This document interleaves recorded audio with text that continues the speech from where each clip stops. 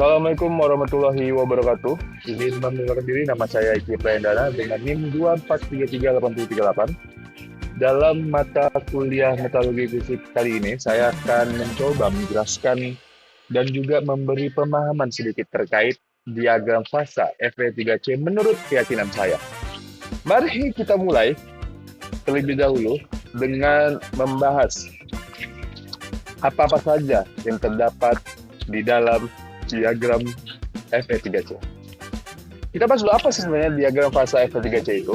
Diagram fasa diagram fasa FEC merupakan diagram yang menggambarkan fasa-fasa pada temperatur dan kondisi dan komposisi Fe dan C tertentu pada tekanan 1 atmosfer. Nah, jadi fasa itu apa? Fasa itu merupakan susunan struktur yang memiliki sifat homogen. Nah, diagram fasa itu bisa menyatu. Ada Fe yang saya salah sebut tadi, dan juga ada Fe3C. Nah, itu jadi diagram fasa itu sering menyatu antara Fe dan juga Fe3C. Nah, selanjutnya, sebenarnya apa manfaatnya dari kita mengetahui yang namanya diagram fasa FEC ini? Yang pertama, untuk mengetahui struktur mikro yang terbentuk serta sifat paduan FEC pada komposisi karbon dan temperatur tertentu. Nah, yang kedua adalah sebagai dasar penetapan temperatur proses perlakuan panas atau bisa disebut dengan heat treatment. Nah, kita langsung masuk ke pembahasan detail terkait apa saja nih yang terdapat di diagram fasa Fe3C ini. Ini kan kalau misalnya kita lihat secara sekilas, ini kan terlihat seperti menjelimet, terlalu riuh gitu. Nah, kita coba secara perlahan mempelajari satu persatu. Kita akan mulai dari mengetahui nama-nama garis transformasi yang terdapat pada diagram Fe3C ini. Yang pertama ada namanya garis liquid. Mana yang liquid ini ya garisnya? Nah, ini garis ini disebut dengan garis liquid. Jadi daerah di atas garis liquid ini merupakan batas liquid ke atas, merupakan daerah liquid atau daerah yang dikatakan dengan cair. Nah, itu disebut dengan batas garis liquid. Saya ini garis ini nih, ya kan? Ke atas itu disebut dengan batas garis liquid. Nah, selanjutnya yang kedua adalah garis solidus. Mana garis solidus? Coba tebak, yang mana yuk? Nah, garis solidus itu dia yang gini nih. Nah, ini dia garis solidus. Jadi, garis solidus itu merupakan garis yang semua cairan yang menyentuh atau melewati garis solidus ini akan memasuki fasa memadat. Nah, itu dia merupakan garis-garis yang kita ketahui. Pertama ada tadi liquid, yang kedua ada solidus. Sebenarnya ada garis juga seperti ini. Ini ada garis A1, ya kan? Ini nih garis yang panjang ini nih, yang membelah. Yang ini akan ada gunanya nanti. Gunanya apa? Nanti tulis jauh. Tenang, saya akan beritahu nanti di akhir. Nah, terus ada garis A2. Nih, garis ini garis A2. Kemudian ini ada garis A3. Nah, yang ini garis ACM, dan selanjutnya ini ada garis A4. Nah, itu merupakan garis-garis transformasi yang terdapat di diagram fasa FEC. Nah, selanjutnya kita beralih ke daerah-daerah. Nah, kalau misalnya tadi sudah kita ketahui garis-garisnya, selanjutnya kita menentukan, kalau misalnya sudah dibagi garis, pasti ada daerah-daerahnya kan, pasti ada bagian-bagian di dalam diagram tersebut.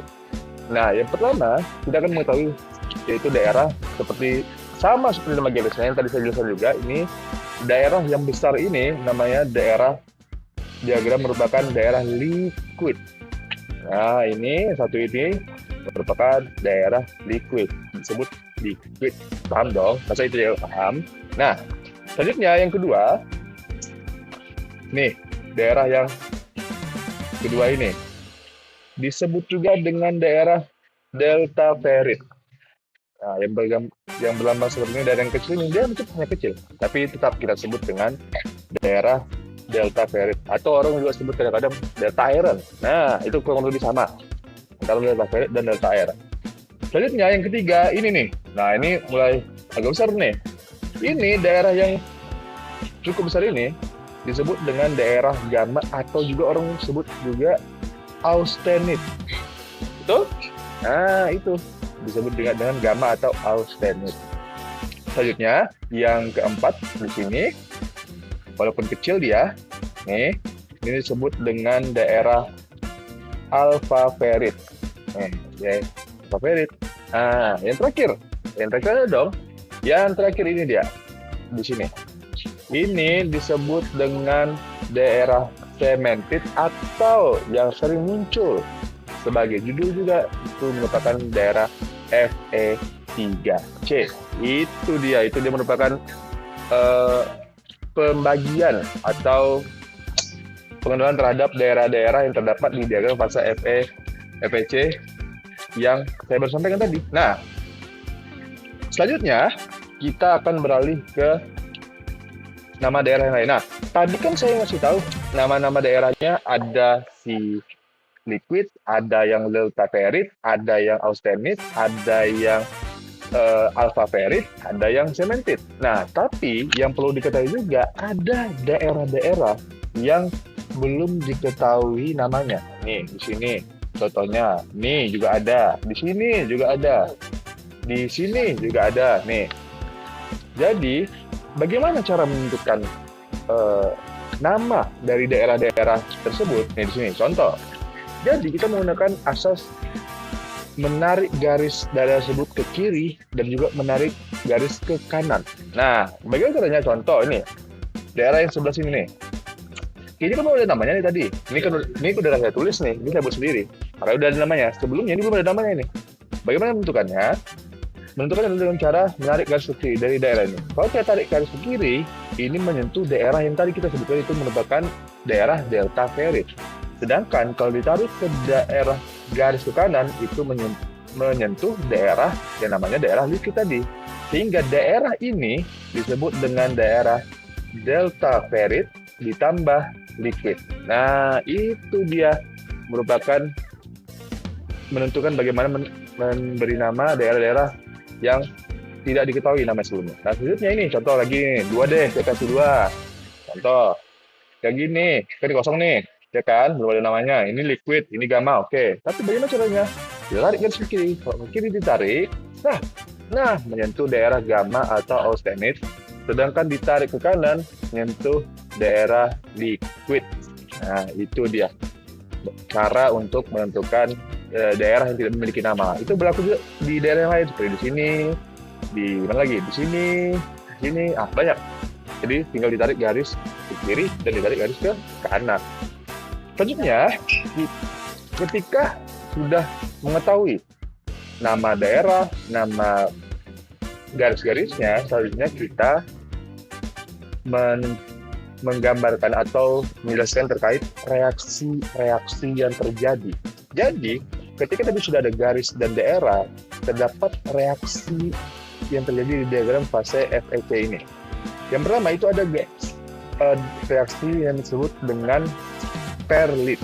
Nah, perlit itu terjadi karena terdapat fasa gabungan. Jadi, ketika terdapat garis tadi, ini itu tidak hanya satu kejadian, tapi ada fasa-fasa gabungan yang terjadi di dalam diagram tersebut. Nah, contoh, maaf nih, di sini ada bibit dari satu garis, terdapat garis ini disebut garis perlit. Nah, ini kan, belum. Nah, di sini juga nih, di sini terdapat garis ledeburit sebenarnya, ledeburit nih di sini, ya kan? Nih, tapi ledeburit tidak hanya satu. Nah, inilah tadi kan di awal saya sebutkan, tadi satu jenis garis ada garis A1. Nah, atau garis satu, garis ini yang panjangnya tadi ini membelah garis ledeburit tadi menjadi 2 bagian, menjadi ledeburit 1. Nih, garis ledeburit 1 dan garis ledeburit 2. Nah, itu dari kira-kira terkait reaksi-reaksi yang terjadi di garis kuning. Saya akan jelaskan lebih dalam lagi. Nah, tapi pada alamiahnya itu terdapat titik-titik yang tepat terjadinya reaksi tersebut. Yang pertama, ini kita akan coba cari. Pertama di sini. Di sini, ini disebut juga dengan titik paritektik. Jadi, apa itu titik paritektik? Ya, di mana itu terjadi perubahan komposisi atau fasa dari delta ferit ditambah liquid yang akan berubah secara serentak menjadi gamma. Nah, dari delta ferit nih dan liquid berubah menjadi gamma.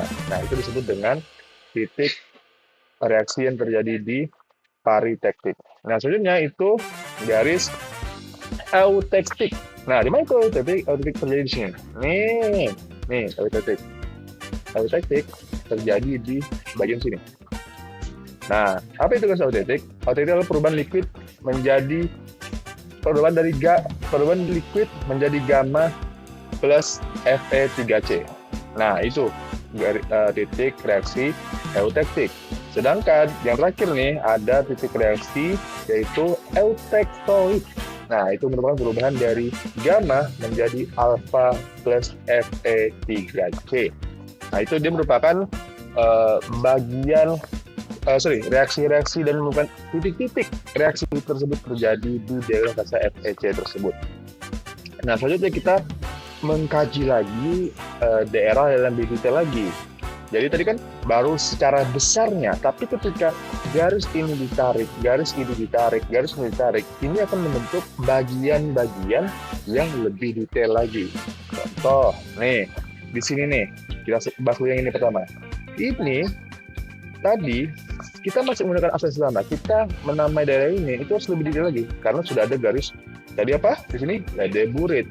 Lede burit 1, lede burit 2. Nah, ini, di garis ini, kita bisa menamainya dengan cara asal sama menarik garis ke kiri dan menarik garis ke kanan. Ini kalau kita tarik garis ke kiri, ini menyentuh garis lede burit 1. Sedangkan kalau di garis ke kanan, merubah ke garis Fe3C. Nah, Fe3C itu terbagi dua lagi, teman-teman sekalian. Jadi Fe3C itu terbagi dua. Jadi Fe3C1 adalah Fe3C1 yang menyentuh liquid. Sedangkan Fe3C2 itu daerah yang menyentuh gamma. Nah, sedangkan ini kan kita ketahui bahwa ini menyentuh daerah liquid, sehingga kita namai dia dengan Fe3C1. Sehingga nama daerah yang ini disebut dengan lede burit 1 ditambah Fe3C.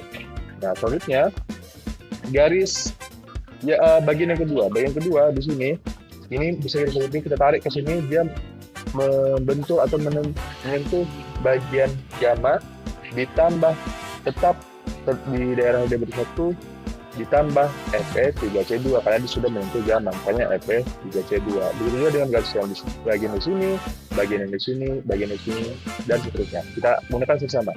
Menarik garis ke kiri, garis ke kanan. Kita lihat dengan perhatian, Fe3C1 itu bagian yang menyentuh liquid, sedangkan Fe3C2 menyentuh bagian daerah gamma.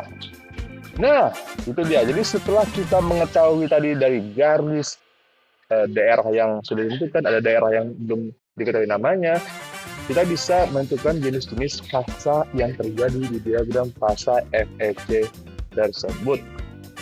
Nah, yang pertama, kita baca dulu ya ini.